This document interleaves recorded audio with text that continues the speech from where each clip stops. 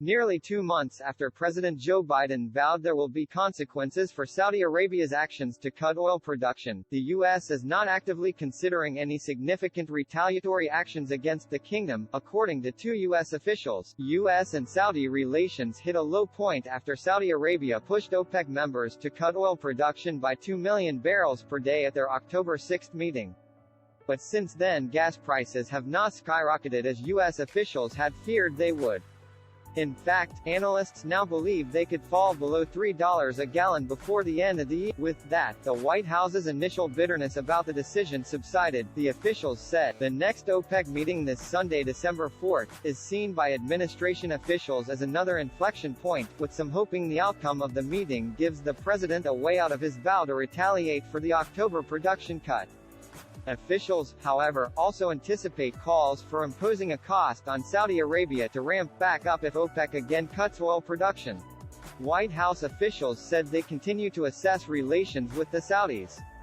This is an 8 decades-long relationship and we will continue to assess relations with Saudi Arabia methodically and strategically, and in line with what's in our interests, one official said in a statement. We will judge the way forward based on their actions as well as our ongoing consultations with partners and allies, the new Congress, and the Saudis. Biden administration officials and members of Congress immediately denounced the October decision, with National Security Council spokesman John Kirby saying the Saudis knew it would increase Russian revenues and blunt the effectiveness of sanctions.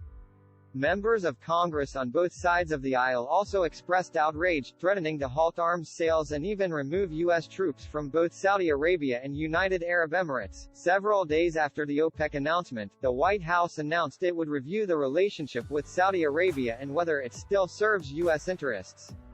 Kirby said at the time that Biden would consult with lawmakers on the issue after the midterm elections.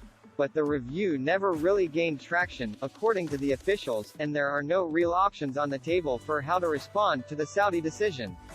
One administration official said the real goal all along was to come up with ways to needle the Saudis without actually changing the relationship. There is a recognition that as goes Saudi, so goes the Gulf, another U.S. official said. We need the security partnership. The official added that the relationship benefits the U.S. and the region because it provides a central location to base troops and equipment. If OPEC decides to cut production again on Sunday, Saudi Arabia's relationship with the U.S. could be permanently marred, one administration official said. While U.S. officials are not sure whether Sunday's meeting will lead to another change in output, they say that as long as gas prices remain low, the consequences the White House was threatening earlier this fall may never materialize unless members of Congress stick to their vows to retaliate. Despite the president saying he will meet with Congress about the issue, that has yet to happen. The Biden administration's about-face on the oil issue is not the first time it has failed to follow through on a threat to Saudi Arabia. In the lead-up to the 2020 election, Biden vowed to treat Saudi Arabia as a pariah state in response to the killing of Washington Post columnist Jamal Khashoggi.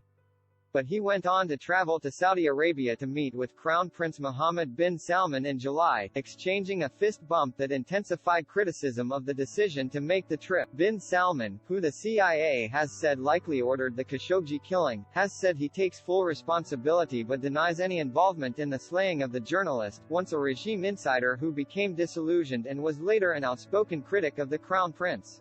For now, the only consequences facing the Saudis since the October announcement are coming from Capitol Hill, where arms sales to the kingdom are likely going to be frozen for the foreseeable future. This article was originally published on NBCnews.com.